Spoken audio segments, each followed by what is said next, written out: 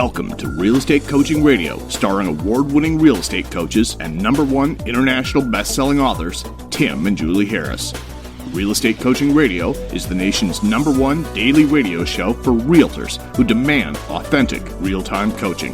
Get ready for fluff-free, unfiltered, full-strength honesty about what's truly working to get you into action, helping others, and making money now in today's real estate market. Now to our hosts, Tim and Julie Harris.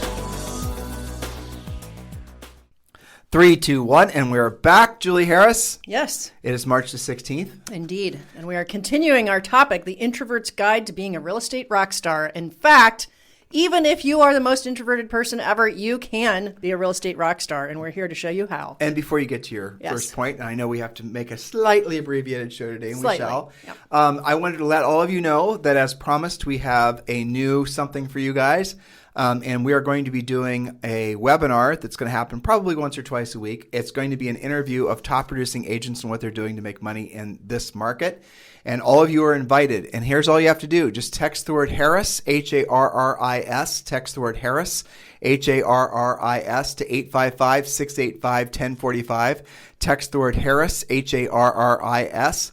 to 855-685-1045. And when you do, we're going to text you back a link and you can register for this upcoming webinar. And I'm interviewing 7 different top producing agents. And if you guys want to know how you not just succeed short term, but succeed long term, in some cases decades, and become some of the most successful agents in the nation.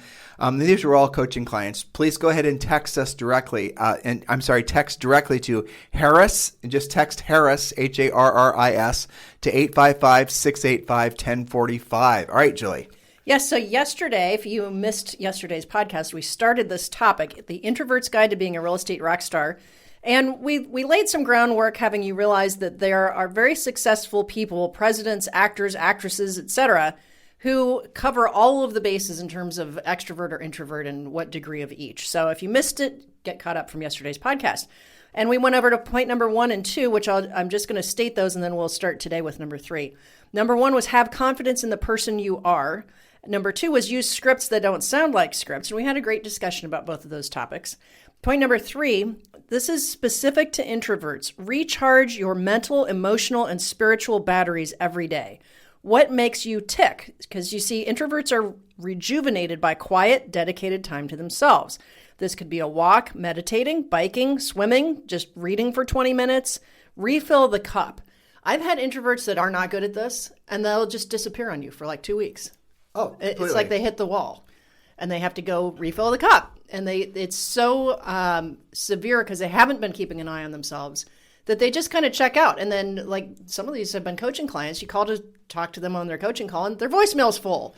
So they're not just checking out of, like, their lead follow-up. They're kind of checking out of everything. And I just want you guys to be monitoring that and refilling the cup daily so that you don't have those experiences where you have a little meltdown. And introverts, you guys know how to hack your own, desire to be introverted. You can't not make yourself want to be introverted. You have to give yourself that time to be introverted, and don't feel selfish about it. You're spreading yourself too thin. Your chances are you're going to become less effective. It does take more concerted effort as an introvert, and you're listening to one now, so is Julie, to be extroverted. And you, by the way, to be successful in life, you definitely are going to have to be versatile. But at the end of the day, knowing an extrovert doesn't require as much energy to be obviously themselves, or as an extrovert, or as an introvert is going to have to be. So with Julie and I will go on long walks. We do that every day. We do that to decompress. We do our Sunday podcast, which is kind of fun and irreverent. Julie and I will listen to a lot of books, listen to a lot of podcasts. We've got these new e-bikes that are fun that we go on, mountain bike rides on. Things that are not going to involve talking with anybody else is really the bottom line. That's a good way to put it. Yes, indeed. And in fact, point number 3 was recharge your mental, emotional, and spiritual batteries every day, because point number 4 is act as if you're an extrovert without losing yourself. In other words, become more versatile. Who do you know that has positive and outgoing traits and is well respected? Begin to blend your natural tendencies with a few other traits that will increase your versatility.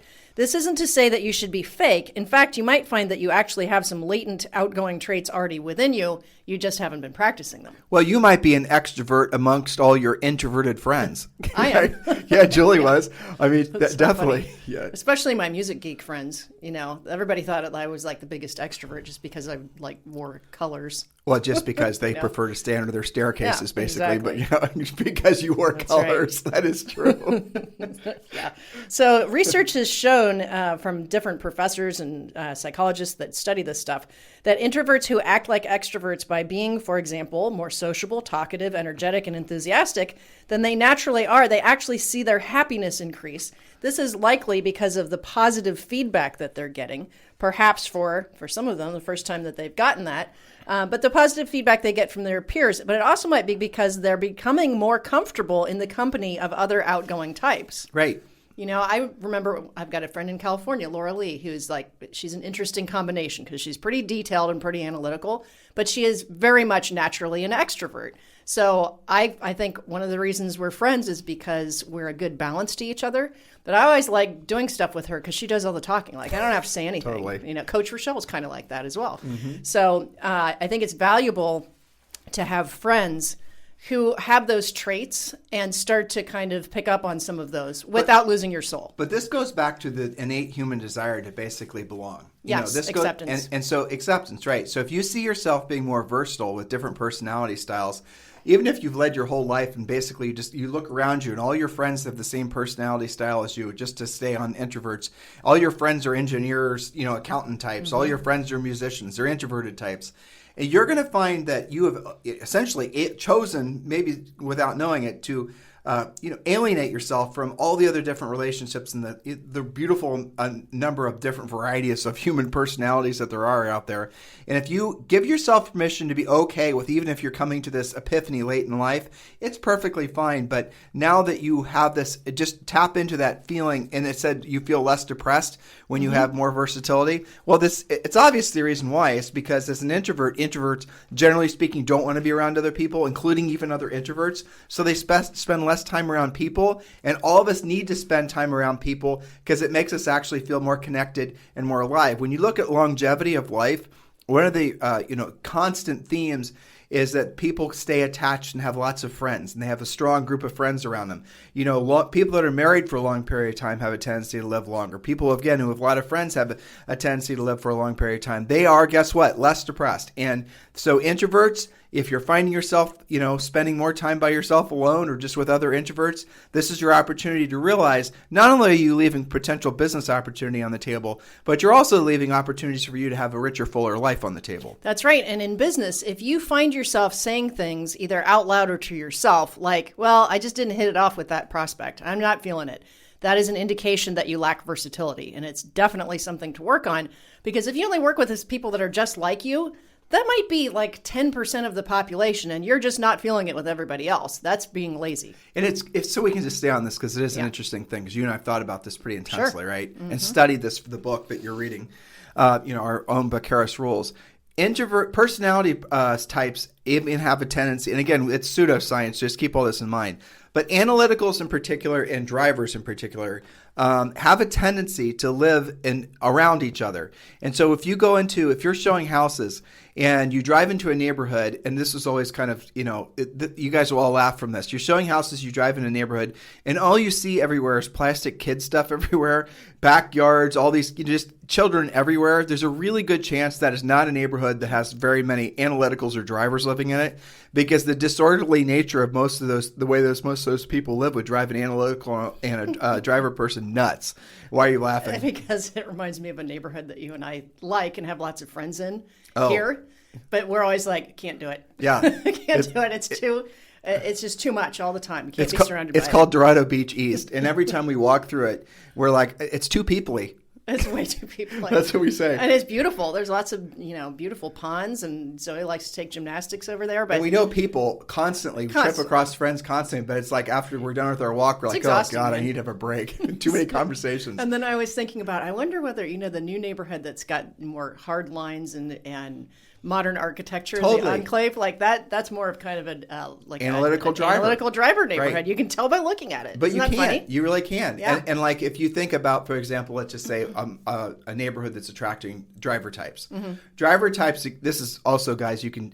This also becomes age dependent, but it's going to be not. The houses are generally speaking going to be neat, orderly. They're going to be very crisp, traditional. They're going to be crisp. Exactly. You're not going to see a lot of expressive symmetrical. anything. I mean, I picture, for example, like, modern neighborhood. You're generally speaking, you guys get the gist of it, right? You can almost, as I described, like a modern house with real, it's white, it's gray, and it's got real, very little landscaping or adornments, or there's certainly no kid stuff in the yard. Don't you just automatically start feeling the vibe of the person that lives in that house? Yes, and so here's the mistake. Here's how you do use this pseudoscience, definitely not real science.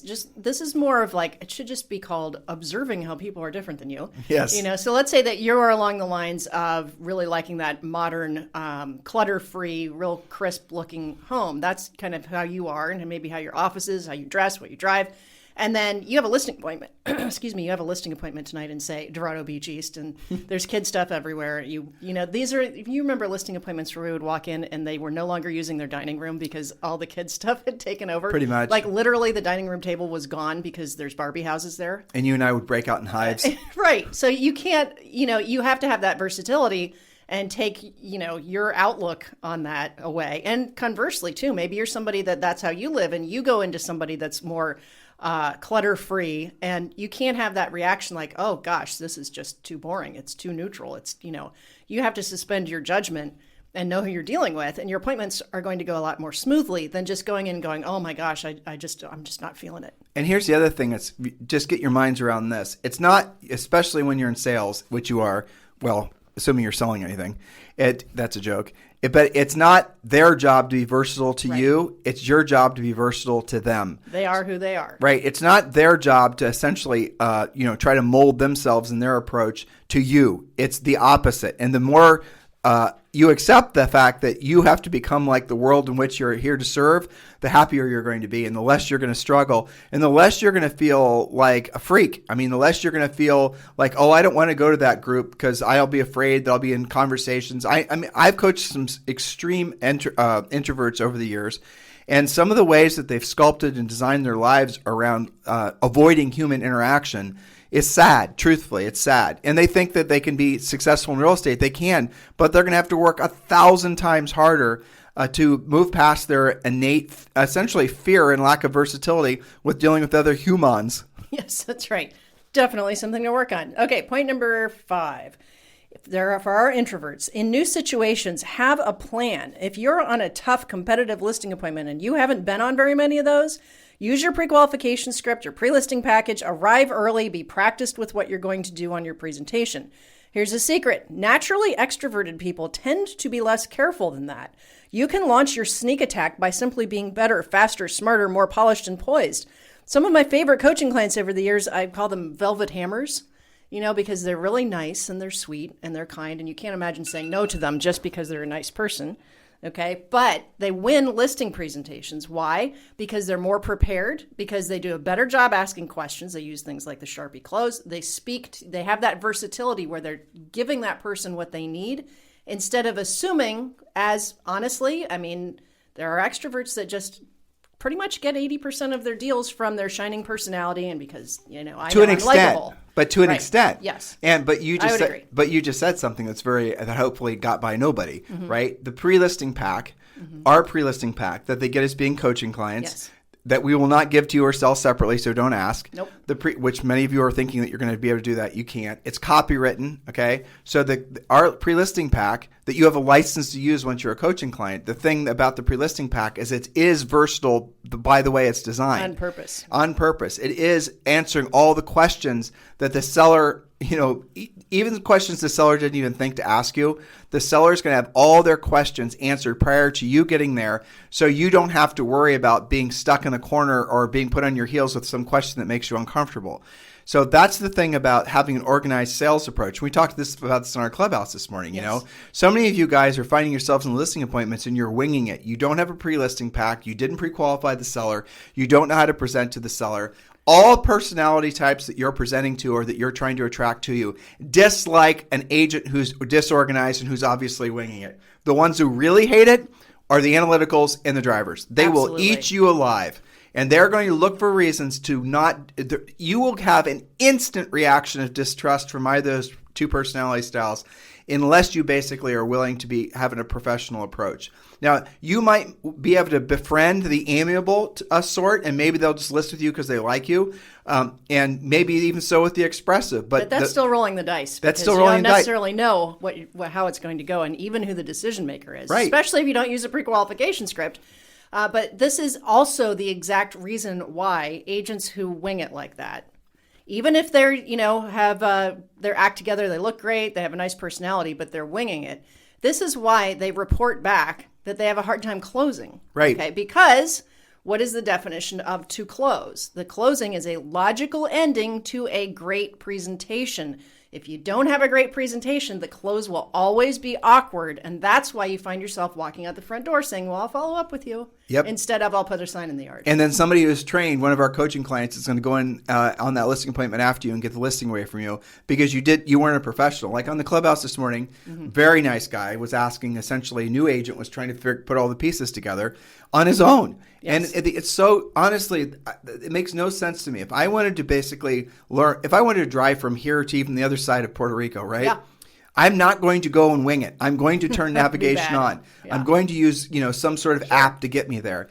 And yet somehow some of you guys think you're going to magically find yourselves in real estate and you're going to be able to, from your zero previous experience in any business or, sales backgrounds, you're going to be able to wing it to the point where you're going to fool sellers or even buyers to a certain extent to want to do business with you. You wonder why so many agents, like basically every agent fails with it. It's a shocking number, 90% or something. Within 24 months or less. That's why. Because they don't have a professional approach. Because they pick off the lowest hanging apples on their leads tree. They get licensed and it turns out they know 3 people. They do 3 deals. They spend it after that. They do really dumb stuff like spending it on buying leads. Don't worry, I'm not going to get on my soapbox. Yeah. And then they have no profit. Then they spend money. They go into debt to buy more leads and do more dumb stuff. And then within 24 months or less, they're out of the business. Now, why is that? Because they never took a professional approach. They never learned to obviously be versatile with and learn and to adapt to the other personality styles. That's a big part of it. But ultimately, even if you conceptually get the understanding of being versatile and the importance of that, if you don't have a professional approach, you're not going to make any money. That's it. And I don't understand why agents sometimes they act like they're entitled to success despite the fact that they've really done nothing other than show up. That's right. I don't understand it either, other than that. They don't teach you this stuff in real estate school, and there's no requirement of brokers to give you any education or office managers, and they can be surrounded by. I'll give you a perfect example of this because I can only spend like 5 minutes a day looking at the agent stuff that gets posted. She meets on the Facebook groups. Oh my gosh, somebody posted something going sideways on a deal. And there was like all of these opinions I kid you not, giving legal advice. Okay. Oh my gosh. And I was scanning through and I'm going, there's like violation after violation here of you guys giving each other legal advice. And a lot of it was not even sound in our experience. Okay. And only a few people said, ask your broker. And other people said, ask an attorney. But I mean, it's mind blowing how lack of education there is out there. So I think some of it's their fault for being assumptive. To your point, they feel entitled to just win every time. And some of it's not their fault because there's just a dearth of, real education. Well, since you thus our podcast. Since you overturned that rock, let's just be really brutally honest with them. Mm-hmm. You're probably going to end up in some brokerage environment where you're surrounded by an office manager or broker that doesn't know how the hell to sell real estate. You're probably going to end up in essentially in an office where they're going to tell you to buy leads, where they're going to tell you to join a team, where they're going to tell you to work on your branding and go make TikTok videos, because you're probably going to be under somebody who's only sold real estate since probably 2008 or 2009. Because frankly, guys, that is what most of the industry is nowadays. So most people have never been trained on how to do the real work of real estate. And if you get into this business and you find yourself in environments like that, you're going to absolutely find yourself, the probability of you succeeding is almost zero, because you have to learn how to be of service to other people. And the way you learn to be of service to other people is you learn the skills that all the other people doing all the other fanciful stuff will never learn to do. Not because they didn't have the potential to learn how to do it, but because they did not have someone telling them to do the right thing. Ultimately, what you guys want, where you're going to be happiest in life, is when you're of service to other people. That's when you're happiest. That's when all of us are happiest. That's the reason you want to be more versatile, so that you can essentially be of service to more people. But you have not earned the right to be of service to more people until you have the skill sets that those people need to solve their problem, which in your case is buying or selling real estate. Yes, well, and to your point about our very nice listener, caller, whatever you want to call Clubhouse person this morning, the great thing is that so many people have the ambition and the desire that if that's you and you have that kind of enthusiasm and you add any level of skill to it, to the point where you can earn while you learn, because every appointment you go on adds to your education, it gets them into action and they can get success fairly quickly with that sprinkling of skill set. But you can't just, hang out planning on, just using your sparkling personality every time. Sometimes you win and sometimes you lose. And one of the things that drives me crazy is that, there's brokers and office managers that say, well, you should expect 50% success. That's normal. It's not normal anywhere else in life. So cut it out here. Can I ask you a question? I've never asked you this before. Yes, and then I have to get to Facebook. I know, I'm setting it up for you. So the question I have for you is this isn't arrogance or ego. This is just truth. Okay. There's no way you can listen to what we're saying and not realize that it's the truth. You can't hear what we're saying and not say that's the obvious truth. Intuitively, every single person listening to us. I think that's right. Okay. Why would they choose then not to take action on what we say? I think two reasons. One is just flat out laziness because they think it's going to be harder than it is. Okay. You mean doing what we ask them to do? Right. And I think the other reason is that for a little while, especially early on in your career, you can have confirmation bias because your first 3 or 4 deals were easy because they were friend deals. Assuming they did any, yeah. Right. Assuming that you do any. And some of you, unfortunately, don't have that going. But if you do, it's easy after like your 3rd or 4th friend deal to believe that that's just going to keep coming until one day it doesn't.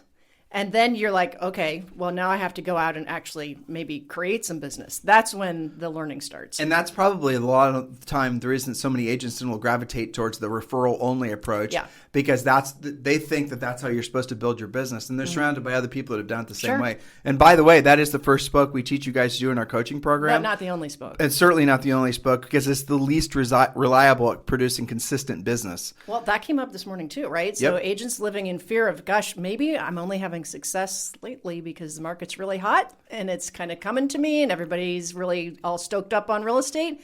What happens with even the slightest little change?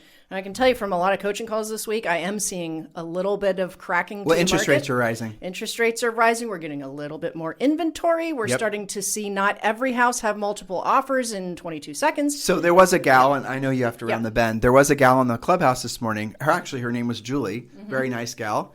And she said, I'm worried that my success is basically on fragile ground. It's on thin ice because it's predicated on this hot seller's market. And she, described some of the things about her business. She was a broker, very, very bright gal. And to which my response was, yeah, you're right. Your business is built on thin ice because you're not doing anything proactive to lead generate, which she sort of was not necessarily receptive of what I had to say. And then she came back and said, well, I knock on doors. I do things like that. Well, that's proactive-ish. But why aren't you directly contacting the people that have their hands in their air are already saying, I want to sell my house? To which she said there wasn't any of that available in her marketplace. And I didn't want to embarrass her, but had she done some homework, I'm sure she would have discovered quickly that there are. She just doesn't want to or doesn't yet know how to go after that business. So if you got that feeling that your business too is built on thin ice, that it's only predicated on a hot seller's market, why don't you trust your intuition because you're probably right. And that the only way to make that feeling go away is if you learn how to help more sellers in different situations, not just essentially centers of influence and past clients. Because guys, the buyer's market's not hard. It's the transitioning market that sucks. The transitioning market's what kills you. So when you go from the market that's been to the market that is, that transition can last years. I don't predict, and neither does Julie or anybody else we talk to, a big slowdown. But that doesn't mean we're right. There could be a big slowdown. And who the hell knows? Even if it's not a big slowdown, it's going to feel like something different to these guys that have only lived through a hot seller's market. For sure. I had a call with a Canadian coaching client, and this will be my last story, who said, I feel like there's a shift going on because 1 out of 3 new listings isn't selling right away. John Walkinshaw. It will sell. He's not just a Canadian coaching client. He's one of the top agents in all of Canada. Yes. So I trust his radar, right? And so we were talking about what you just said. The transitioning market is tough because you can get stuck for months in sellers still having aspirational pricing, Buyers getting wind that things aren't selling quite as fast, so they're not coming in quite as high, and yet the seller still wants 25% over list price. That's where your skills really come in, because you have to have different types of conversations than you've had for the past 4 or 5 years. And you got to get ready for Yes, our I coaching. do. So in the meantime, if you guys want to talk to us about joining our EXP family, feel free to text me directly at 512-758-0206. 512-758-0206. And let's have a conversation about EXP. It's absolutely the smart move. We're talking about a possible changing market. Why don't you guys create a financial hedge against a changing market and have a source of income that's not predicated on you selling houses? It's called revenue share. If you want to learn more about EXP, please text me directly at 512-758-0206. In the meantime, you guys have a fantastic day. We'll talk to you on the show tomorrow. This program has been a presentation by Tim and Julie Harris, Real Estate Coaching. For more information on our real estate coaching and training programs, visit our website at timandjulieharris.com. Remember to tune in weekdays at noon for upcoming shows, and until next time, thank you for listening to Real Estate Coaching Radio with Tim and Julie Harris. This podcast is a part of the C-Suite Radio Network. For more top business podcasts, visit c-suiteradio.com.